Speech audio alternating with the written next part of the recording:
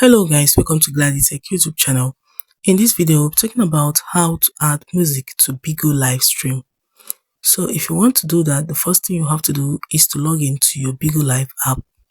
The next thing you have to do is to tap on the video option found at the bottom of your screen. Tapping on it, you just have to make sure you tap on the live option. Tap on go live in order to go live on BIGO Livestream. So when you have tapped it, it's going to bring out 3 lines. Also, allow your location. It's going to bring out 3 lines for you below the screen. There are 3 line option there. You just have to tap on that 3 line option. When you tap on the 3 line option, it's going to bring out this phase of BIGO Live for you. You just have to select music option there.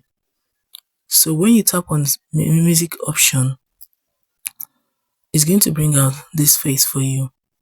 If you have song music on your media library or music library, you'll be able to select song directly from this place of your BIGO Live. But I don't have, that's why I don't have song here now. But if you have song on your media library, it's going to surface here and you just have to select the particular one you want to use on your BIGO Livestream.